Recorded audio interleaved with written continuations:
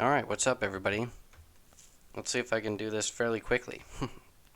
So in this video I'm going to answer specifically the question, how do I get my film on Netflix?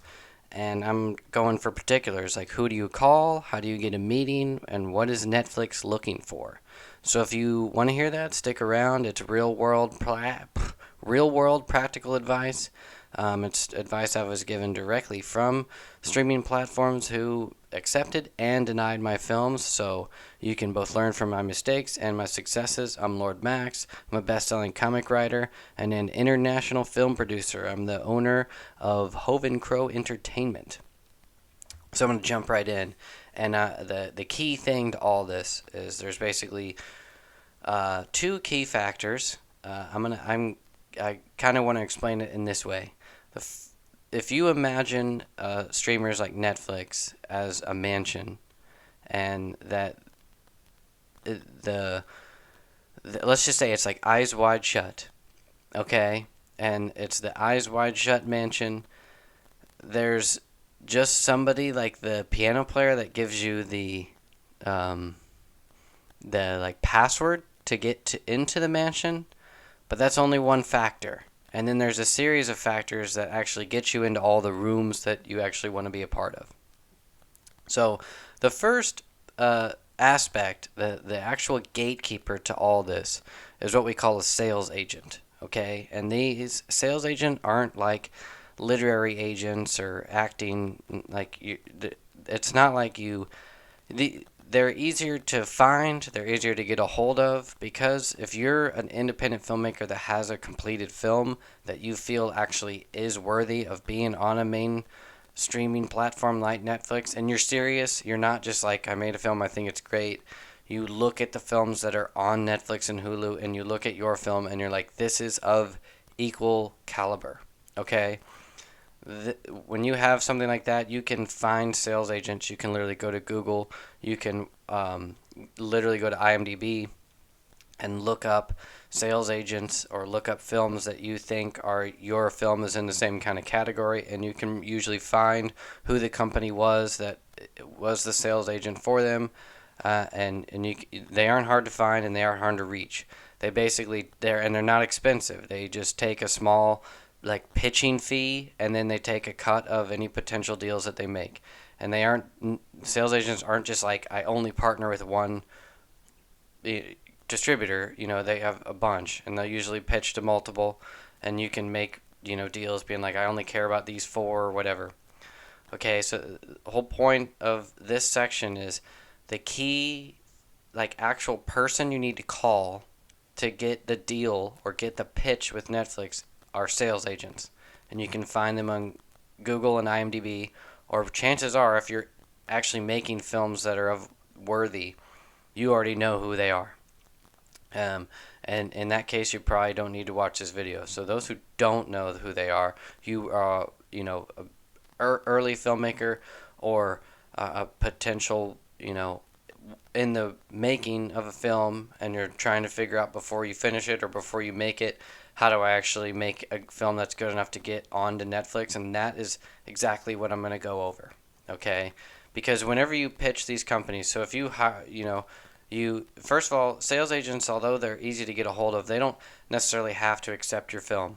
They they You still have to have a good product, good trailer, good posters, great movie, and they have to have technical specs. Okay, so these sales agents know exactly what distributors like Netflix are looking for.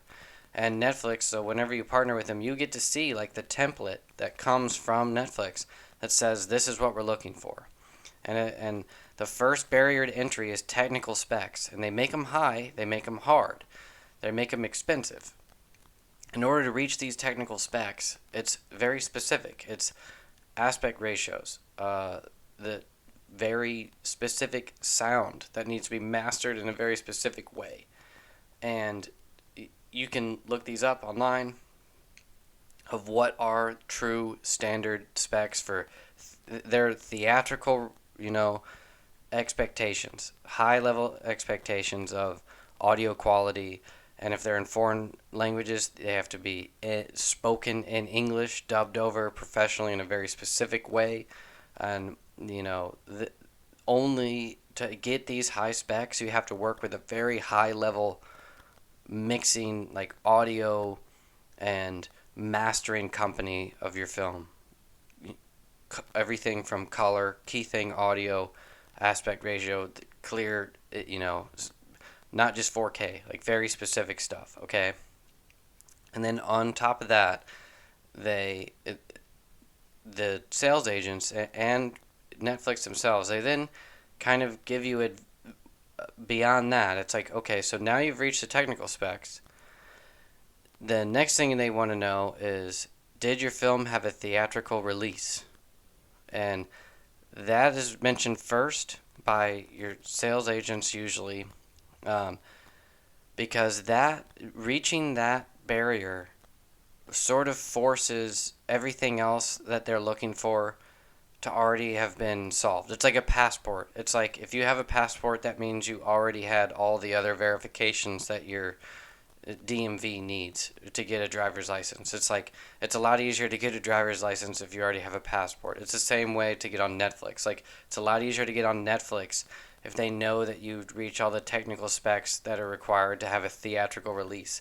Not just technical specs, but monetary specs. That means because to get our theatrical release, you have to have a lot of money up front.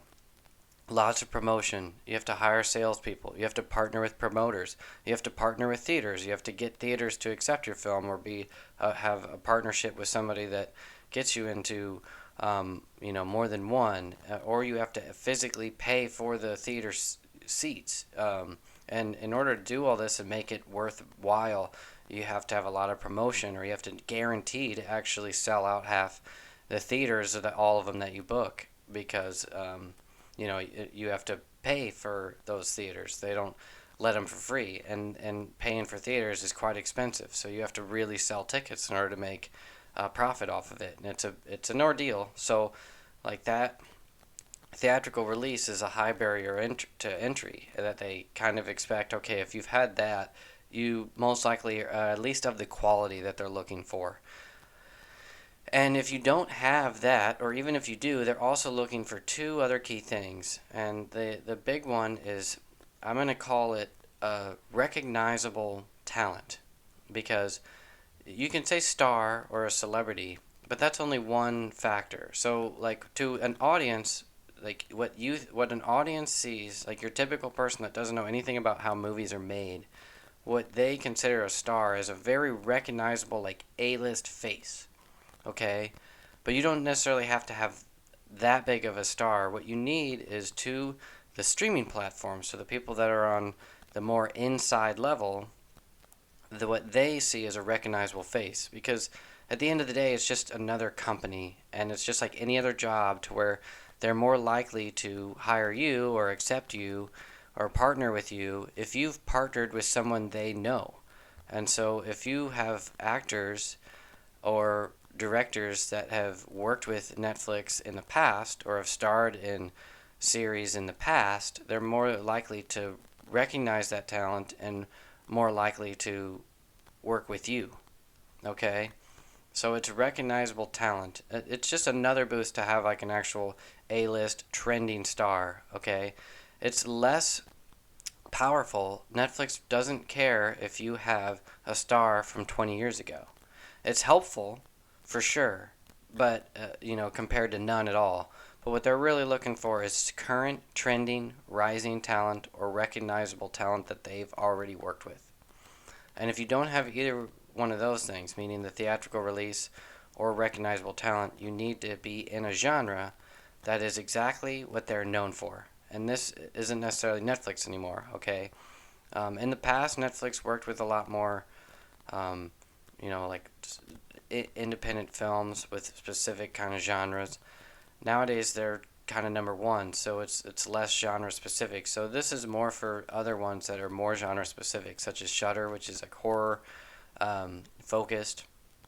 But even really any kind of platform, if you're very genre like key, it's very obvious that your film is like a specific science fiction, um, that they can sell it based upon genre or subgenre alone. Not just genre, but really niched out genres. So a very specific kind of like documentary that's on a very specific topic. Um, or a sports drama that's on a very specific sport that hasn't really been oversaturated. Okay, so those kind of three things are what it takes to get in the door and then through other multiple doors with Netflix. And it's basically like, and if you those are just the first three things. It's basically like you need to get a sales agent that accepts yours and feels your film is worthy to actually pitch. And then if you have a theatrical release, even better, you basically reached all those. And if you have recognizable talent that's already been in films that are on Netflix and it's in a very key niche and genre, like, all right, you're almost there. You're likely to at least get the next meeting. Um, and if you don't have any of those things, like it's, don't necessarily give up yet because there's like one other option, and that's basically if you have had a festival run. You don't necessarily have to win Sundance or Cannes. Those are less valuable, I think, or as they were in the past, but still important.